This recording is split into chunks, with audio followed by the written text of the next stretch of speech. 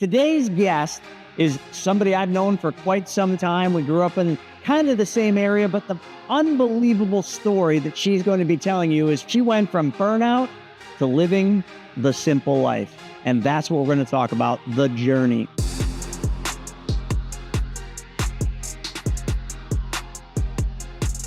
What's going on, everybody? Welcome back to the Money School podcast, where we talk about how you can take back control of your money by you becoming the bank. Today's guest is somebody I've known for quite some time. We grew up in kind of the same area, but the unbelievable story that she's going to be telling you is from complete burnout.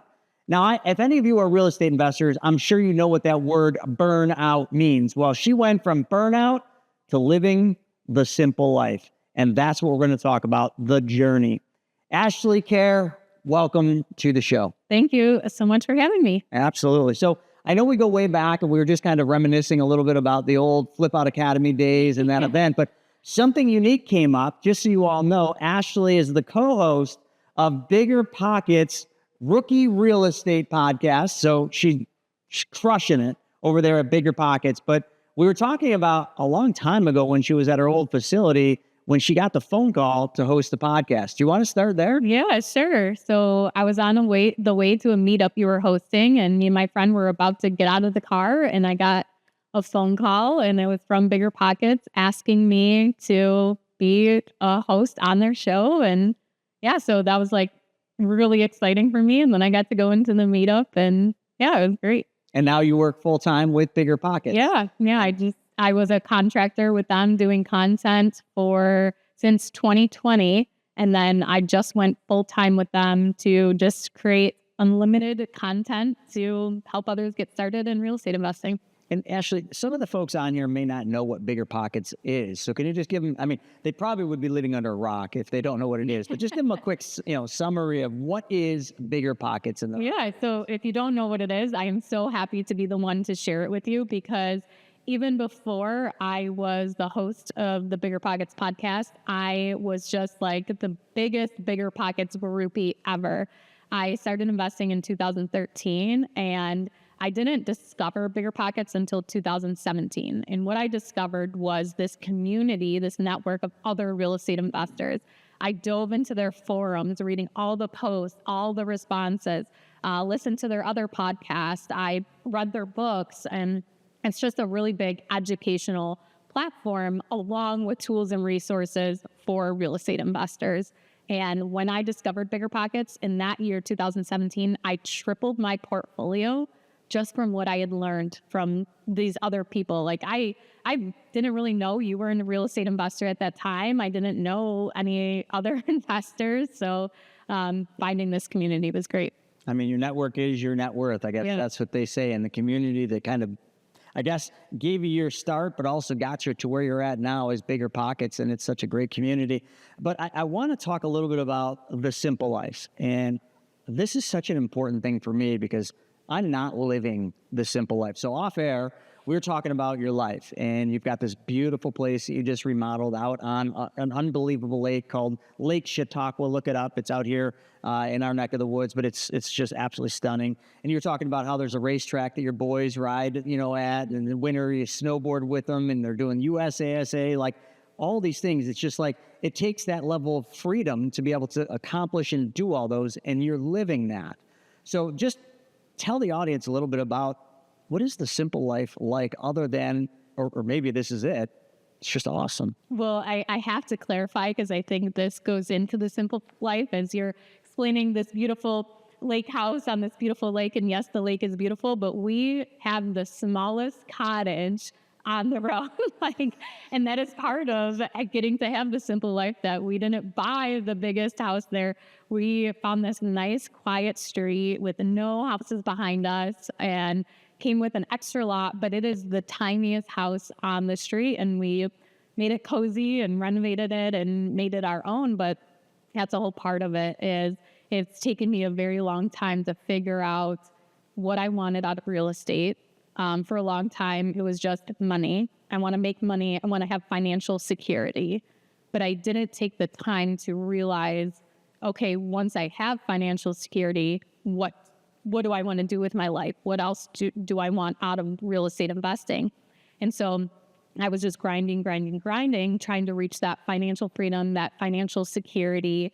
And I really lost track of, well, I really want time with my kids. I really want to be spontaneous. I want to be able to do this. I don't want to be tied down to a weekly schedule. I don't want stress. I don't deal with stress well. And so I think that's been a really pivotal moment for me, is to like, I sold my property management company to my partner. I'm not doing that anymore. And that has been huge relief off my shoulders, and just scaling back on realizing I don't have to scale and grow big like other investors, that this works for me and I'm okay with that. And that was a really hard thing of trying to like, wow, the next thing I need to do is a syndication because that's what everybody else is doing. I need to, and I almost bought a $2 million campground, and I would have had no business doing that because I would not have wanted to work as hard as I would have needed to make that deal actually go through. Actually, I think that's a big problem with a lot of entrepreneurs, especially startup entrepreneurs, rookie real estate investors. There are so many different facets to real estate. It's kind of like that Family Guy show where, Peter's walking around, ooh, Piscandy, ooh, Piscandy. Where there's so many things you can do. And when you're new in it, you start in one area, maybe flipping or maybe rentals or whatever it is. And then all of a sudden, this new thing comes up. Campgrounds, mobile home parks, and wholesaling, and the shiny objects, syndrome, and you want to do them all. I know when we were heavy in real estate, me and my wife, we did the same thing. It was just like, we'll flip land. Oh, let's do wholesaling, and you start doing all these divisions, and then all of a sudden you're so unfocused on any one thing that everything just starts to fall apart. So it sounds like you kind of went down that rabbit hole a little bit too. Yeah, I did build a nice foundation with long-term buy and hold rentals. So that definitely saved me because... And you have a little over 30 units now, right? And then I decided, you know what? I want to do a cabin. I want to renovate it, turn it into a short-term rental. And so I found this $49,000 A-frame and I renovated it. And it was a huge learning experience. The contractors, I made the big mistake of paying them hourly, and we ended up firing them. And then we didn't have anybody to replace them. So it took us a while to get in subs to replace them. And it ended up taking us a year to renovate this cabin. And then learning, okay, we need to create an Airbnb listing. We need to get professional photos, like everything to make this a unique experience. We went $40,000 over budget on the rehab. If this would have been my first deal, it would have bankrupted me probably, honestly, if this would have been at the very start of my journey. So I think if you are going to start somewhere, start where you have an advantage or an opportunity, build that up, get that running and going. And then if you want to chase something else because you love design and you want to design a short-term rental, then make the pivot. But really, if you really want financial security, do what you're good at and you have an advantage at, not what you want to do. I love that. We always tell it's one of the laws of wealth. We always tell people, invest in things that you know, that you like, and that you understand. Yeah. And if you get into something you don't know, you don't like, and you don't understand, then you're way out of line. Yeah. You're going to have a hard lesson or a really big, curve to get back to where you were. But I want to go back to what you were saying. When you got into real estate, it was to make more money. You wanted financial freedom. What was your number? At the time I didn't have a number. I was just really big into Dave Ramsey, and I wanted to pay off. Oh boy. That was the big thing. And I had my spreadsheet with the snowball of, we had 2 car payments, like 2 pieces of farm equipment, and then we had a home equity loan. And that was all of our debt we had besides our mortgage. And I was so focused on that. And so my first couple of properties, all of the cash flow I got just added to my snowball to pay off debt. And that was like, wow, I think the debt payments added up to like $3,000 a month. And I was like, wow, what else could we do with this $3,000 once that's all paid off? And it took us a year and a half to pay that off. But that was like my number one thing of like, if I can get debt free, then I will have that financial security. I mean, that's awesome though. And I think a lot of people miss that. Yeah. You know, they're chasing this. I want money. I want to be rich. I want wealth. But then they've got this pile of debt over here, and they're like, well, I'm just going to keep leveraging, keep, you know, going to risk assets, and the debt will take care of itself. But it's backwards. Yeah. And I think you said something really important there. Your debt payments were $3,000 a month. That's a pretty good chunk of change you're laying out every month. And that's money that's gone from your family forever. So you said, all right, well, I'm going to create more income through rental. So we'll call that passive or semi-passive. Yeah. I'm going to take that rental income and I'm going to roll that to pay down my debt. I'm going to stay consistent and persistent. And when the debt's gone, that's like $3,000 extra a month. But you know, the one other thing too, I always tell people that I think is really important for all of you to pay attention to, add up all of your percentages that you're paying on your debts, like your credit cards and your house and your cars, all of your debts. Add up all of the percentages and then divide them by the number of debts you have. My guess is most of you, and I don't know where you were at if you did this, are probably paying double digits out the door. But yet people will invest in the stock market, in real estate, going hard to make 10, 12, 15% return. But then over here, you're giving away 10, 12, 15% return. Like, isn't it just easier to just take back the money that you're giving away by paying the debt off? Then the stress is gone, and now you've got this nice road ahead of you. The simple life, we're going to use that, where you can just slowly pick and choose what you want. I think we want to do a cottage on this beautiful lake, and I think I want to do this, but you're not in a rush. You don't have the stress. So when I asked you what your number was, you know, most people, when I sit them down and I ask them that, they don't know. Yeah. You know, like, I want to be rich. I want a bunch of money. I want financial freedom. What's your number? Yeah. Because for everybody, that number is different. If somebody says to me, I want financial freedom, great. What does that look like to you? Yeah. Oh, I don't know. So I remember, and you know this name, Kent Clothier. So a long time ago, I wanted Kent to mentor me. Now, do you know Kent? Yeah. Okay, so Kent's kind of, he's just an awesome guy, but he's an introvert, and he's very stone cold is the best way to call it. So I'm on the first call with him, and I knew him, but I'm on the call about him mentoring me, and he says this to me. He says, what does your perfect day look like? And I'm like, or actually, sorry, before that, he said to me, so, you know, what's your number? What does all this look like? And why are you working? What are you working for? And I start going into all these things, and he just abruptly cut me off every time. That's not why. I'm like, okay, well, and I keep going again. He cut me off again. And finally, I'm like, dude, like, I'm trying to tell you what this is. He's like, no, all I want you to do is tell me what your perfect day looks like. Because if you know what your perfect day looks like, from the second you open your eyes to the second you go to sleep, you know what freedom is. Yeah. I had no idea. No one had ever posed that question. I'd never even thought about that. I took 1 month and I wrote out my perfect day. And it was like a novel. But I knew exactly what things looked like, what they smelled like when I woke up. I knew exactly that whole day. And the funny thing about the perfect day example is it changes every day, every month. I mean, your perfect day will always evolve.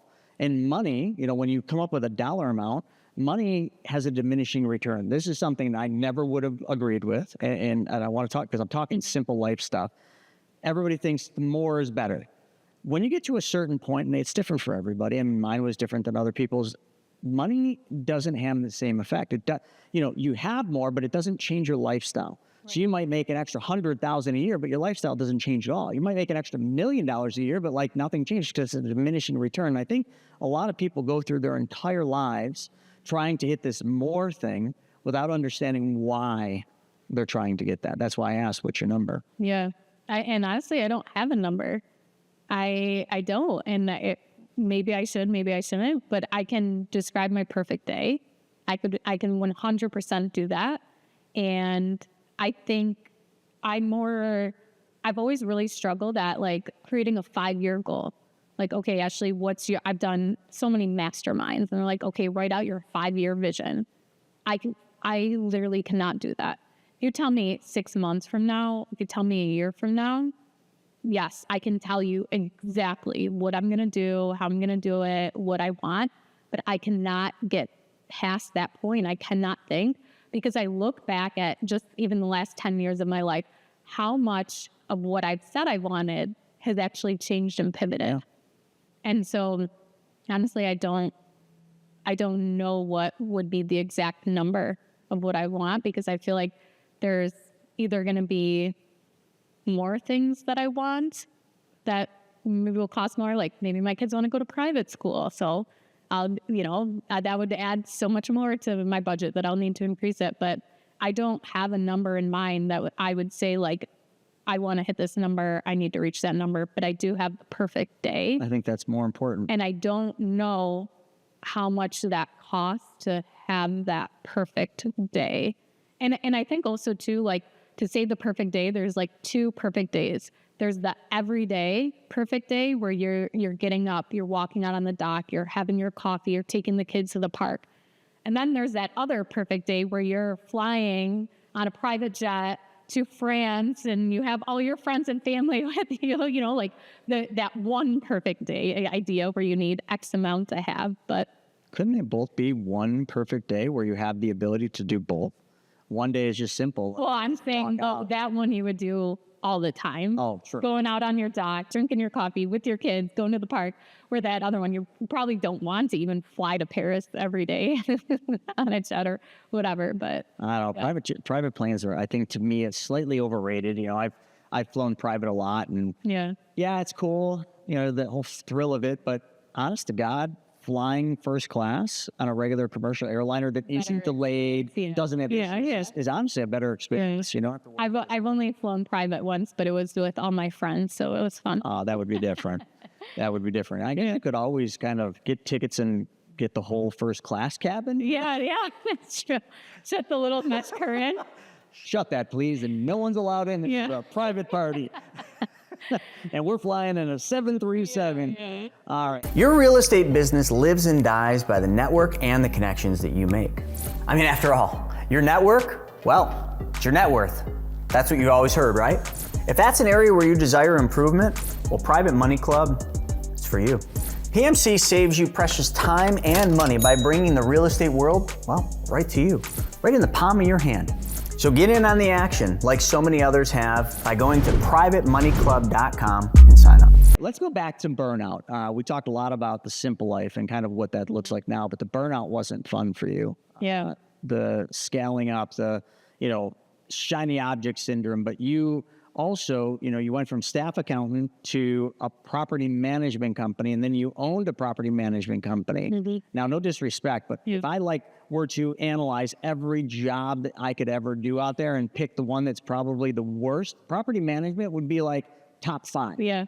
So why did you go into property management? And I know you sold that company, thank God. Yeah. But what got you there? So I was a staff accountant. I was fresh out of college. I was getting ready to take my CPA exam, and I lasted, I graduated in June. I worked part-time over the summer. I started full-time in September, and I had interned at this accounting firm for 2 years while I was in college, and I just could not wait until I got that full-time salary. I just could not wait. It was 38 cents more. They ended up paying me an hour to be on salary. I just remember being so disappointed. And so I lasted not even 6 months, and I gave my 2 weeks notice in the middle of tax season. They were so mad. And I remember saying to the one partner there, I said, it's just, I thought I'd be making more money, and it just wasn't what I thought. And honestly, I hated sitting at the desk all day long. And she looked at me and she said, well, I'm a partner and I don't even make the amount of money that I would want to, as to if that should be okay. And I was just thinking, you literally just gave me even more reason to be quitting this job. You're not convincing me to stay because it's happening to you too. So I put in my 2 weeks notice. I left, and I honestly was just going to get pregnant, have babies, stay home. And then a friend of mine that I grew up with, her dad owned a bunch of businesses. And I had never known this when we were younger, but he also had a 40-unit apartment complex. And initially in their conversations, they're like, we know you just quit your job. Would you want to help him? He needs to be organized. And for some reason, they thought that because I had an accounting degree, I don't know, that I could help him be organized. So, which was not translated to me when I went and talked to him, was getting him organized was managing a 40-unit apartment complex. And so the agreement was I could work part-time, whatever hours I wanted. I could work from home. And so my first day, there was an office, and it had boxes of lease agreements and all the keys in a drawer. There was no windows. There was one bathroom. There was no AC in there. And so I was like, yeah, definitely working from home. But it just kind of like fell in my lap. It's like, okay, I can work from home. Like, this is great. And I basically had to teach myself everything. There was a piece of paper on the desk with grid lines drawn in marker with a ruler, the tenant's name, what apartment they were in, and then the months across the top and a check mark if they paid rent or not. My gosh. So it took me about 2 years, but he ended up buying another 40-unit apartment complex. So between those two and then some commercial properties he had, I had to really learn how to do systems and processes. And I started getting property management software and things like that in place.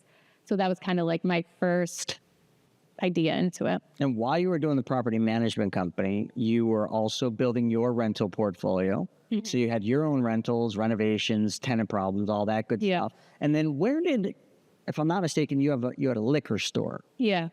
How did that happen? So yeah, I figured I'm doing property management anyways for this guy. I might as well start managing my own properties. And so I started buying some, and then it was actually right before COVID hit. There was, or I guess in 2017, before COVID, there was this building for sale, and it was a 4-unit brick building, and I just loved it. And there was a for sale sign on it, so I called, and the guy was like, "It's actually my dad's. I'm a broker. He has a lot of other properties he needs to sell too. Would you be interested?" And I said, yeah. So I ended up buying a portfolio of properties from him, except I didn't buy this brick building. It was in a town where there wasn't much going on. I didn't know what I would do with it. 2 commercial units, 2 residential, and they wanted $90,000 for it. And like, Wait. 2 commercial, 2 residential, and all they wanted was $90,000. well, it's in North Collins, so small town. All right, but, yeah. but even by today, like, we could kind of roll. Okay, well, it gets better. So I didn't buy that building. I bought the other properties, and he seller financed some, and it was a great deal. 2 years later, the son approached me and was like, my dad has to get rid of these last 2 properties. And one was the brick building, and the other one was a duplex. And so he's like, just come and look. He'll sell them both for $60,000. And so I went and looked, and the duplex, it needed a new roof. It needed the whole downstairs needed to be redone. And then the brick building, one of the apartments, like last time I had seen it, I thought it was like a condemned apartment. But when he took me again to see it, there was people living in it. Like, it was so bad. I don't know how people were living in it. And I was like in shock. So that needed a ton of work. So I went back to them and I countered it at $40,000 for both. And they said yes. Wow. So I got them under contract. I got them under contract separately, and I wholesaled the duplex to somebody else for $20,000. So I got this 4-unit property for $20,000. We ended up putting about $90,000 into it, and it appraised for $220,000 after we did all the work. That's and it was during COVID. So me and my partner, and part of the reason I partnered with him was because I wanted to start the liquor store in there. I'm like, okay, I can. So it was a startup liquor store, like so start from scratch. I took a map in Erie County. I'm like, okay, where are the liquor stores? And there was actually 2 towns that were like had a significant distance before the other liquor store. One was Colden, and then one was North Collins. And so I went and I applied for a liquor license. I actually hired a broker who did all of it for me. And then we got renovating on the building throughout COVID. And I took the partner on. We had a duplex that we owned together, but he also owned 5 Subway franchises. So he had a manager that managed all of this for him. He did nothing for it. I said, partner with me on this deal. I'll give you equity. You help me with the rehab, and we get to use your manager to help us set up the store, like the POS system. I know nothing about that. Ordering the inventory, just payroll. I've never had any payroll before. Like, let's get this going. So we did a partnership 60-40 on the building and the liquor store business. And all through COVID, we renovated the whole building. Or we did pretty much all the work ourselves besides like electrical and some of the plumbing. And then we had bought in December 2019 and closed on it. And then the building was finished in the spring of 2020, and then we opened the liquor store September of 2020. So we did miss like the big rush of liquor stores for like prime COVID season, but it was still like really cool to start up. But you're working on exiting that too, to even get further to this simple life. Yeah. So like, even though we have a manager and the manager takes care of everything, there's still things that like come up with having employees, managing a retail business that I just don't want to deal with anymore. And we can sell it for a pretty lucrative amount. We have no debt at all for the property or for the business. So just be a nice cash out. Yeah. Great. Yeah. So now let's go to present time. So you got this opportunity. You were co-hosting the podcast, but then you got offered a full-time position with BiggerPockets. So now you're doing you do 4 a week, right? 3 a week. Yeah. 3 podcasts a week, plus running all like a bunch of social media stuff and do the content. It sounds just too easy. Yeah, so I definitely wasn't expecting And it's fun.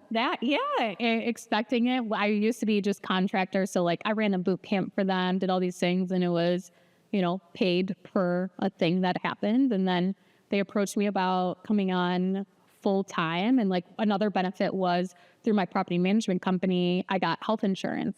So like me getting rid of that, not being part of that anymore, I wasn't going to have health insurance through a company. And so that was like, okay, that's another great benefit. And plus pretty much everything would stay the same. Like I would just do the same stuff I was already doing for them. And so basically just creating the content, sending it off to their editors, their copywriters, and their admins who post it and do everything else. And yeah. I love it. It's very nice and relaxing. And you've written 2 books, right? 2 books. One with Tony Robinson from the podcast. Yeah, my Pockets. yeah. And then the other book is just yours. You want to talk a little bit about the 2 books and what inspires you out of those? Yeah. So the first book I wrote was Real Estate Rookie. At the time, I'd been teaching a boot Wait, camp. Real Estate Rookie. Yeah. What's the name of the podcast show? It's Real Estate Rookie. Okay. Yeah. Just had the. Yeah. Wait, who? Sorry, I didn't mean to stop you. No. So the podcast, The BiggerPockets, is Real Estate Rookie. Was that title because of your book? No, the podcast was first. So the title was because of. Okay, I was trying to figure out what came first, the chicken or the egg. Yeah. So, I wrote the book. It took me a really long time. I did not realize how frustrating it would be to write a book. I'm definitely not a writer, but it took me a year and a half to finally go from start to finish. But the reason I did it was because I was teaching at the time a 90-day boot camp class for rookie investors. So I was creating videos, creating all these worksheets, templates, and then teaching live classes. And so basically I took like the modules from that and turned them into chapters and wrote the book based off of the boot camp. So if someone didn't want to attend the boot camp, they could just read the book for a lot cheaper. What advice? I mean, I think I'm on my 6th book right now. Yeah. But what advice could you give the audience about writing a book? A lot of people want to write books because they think they make a bunch of money selling copies. So let me hear. I have to say it was definitely a lot easier having a publisher already lined up because they definitely pushed me a lot to like make sure that it was being done and to keep moving. And then when I wrote it with Tony, that was having a partner. So we very much held each other accountable. How we did it together was we each took different chapters. And then we would swap, and I would go in and change stuff or add things, and he would do the same to the chapters that I wrote. But that was like a learning curve, figuring out how to actually co-author a book with somebody. And how have you used the book? For marketing the podcast, really, and for my own excitement going into Barnes and Noble and showing my kids that the book is on there, but also giving it away, like donating to schools. Like I love.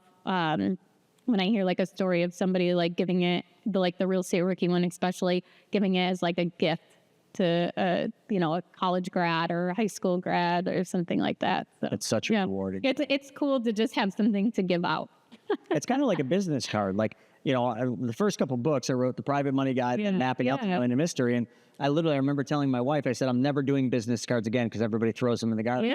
But very few people are going to throw my book in the garbage. So I started using them as very expensive business cards. But, then people read them and then they ask you and then it spurs business. And, one we just finished. We just finished our first children's book. Oh, cool. That was probably the funnest project because like the way it came out, it just brought me back to when I was a kid with the Giving Tree because it's very much like that. Yeah. Cool. Yeah. That's a good gift thing too. So check that out. But so we got the books.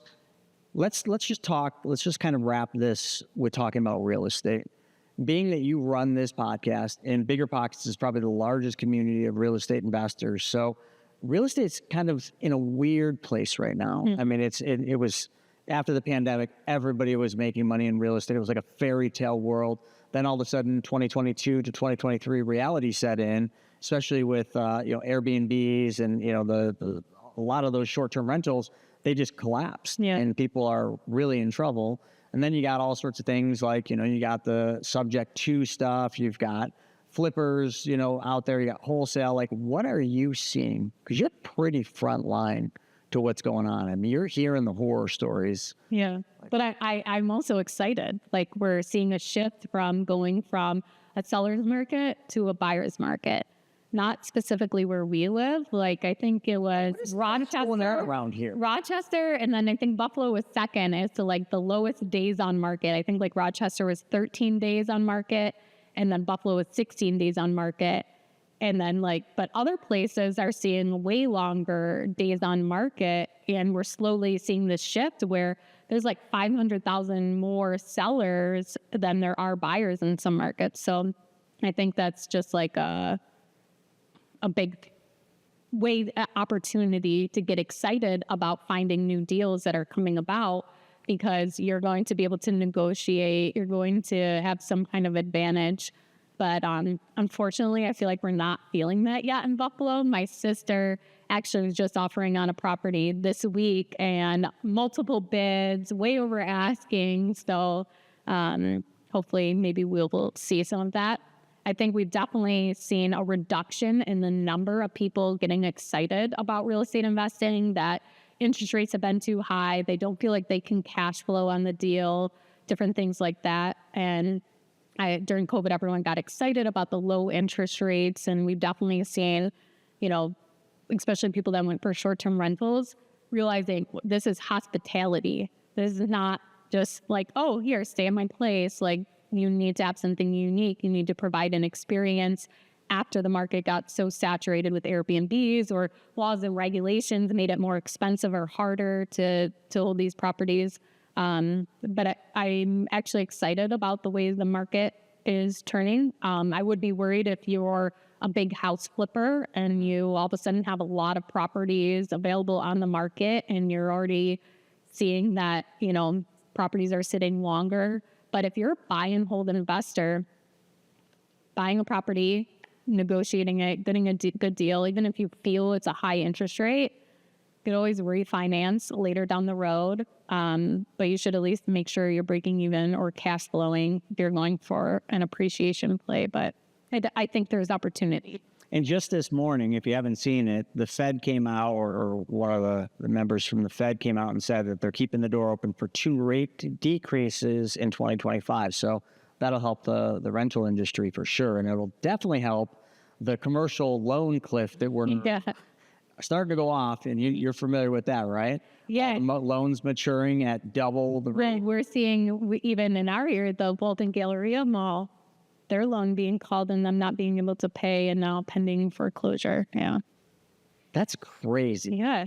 And I know nobody here really knows what that is, but the Galleria Mall is like the almighty mall. It's ginormous. And it's going for foreclosure? Yeah. What do you think we can get that for? 100 grand, 200 grand? Just kidding. I'm trying to think of what do they owe? Like 200 million, I think, on it. I get it. Yeah. Gotta be some massive amount. And isn't it still sinking? I think so. Yeah.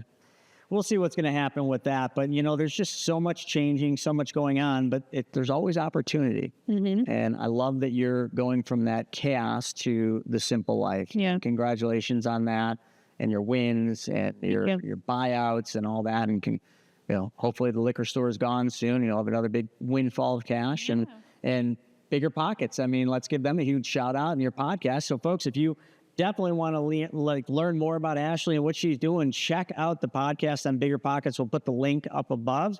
And what if there's some really good beginner real estate investors on here that want to come on your show? Yeah, I would love that. If you are just getting started, you've done one deal, you are my favorite person to have on the podcast because it is so fresh in your mind as to how you were actually able to achieve that. So even if you feel like you're not knowledgeable enough or expert enough or know enough to share, please come on, because you do. Just sharing your journey of how you got that first deal, even if it helps one other person, is so beneficial. But even if you just started, you've got a couple of deals that we love to have you on, you can go to biggerpockets.com/guest, and then there's a little check mark to check that you're applying for the Real Estate Rookie podcast.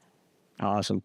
Well, Ashley, thank you so much. And listen, summer's about upon us, so have fun out there at the lake with the little ones. I have to come out and go wake surfing. I would love that. And I'd love to go to that track. I could get this being, I know it's a dinosaur there, but let's see if I can pedal that thing around the track. All right, folks, thanks for joining us for this episode of the Money School podcast. I hope you enjoyed it. If you have, throw us a like. With that being said, we'll see you on the next one.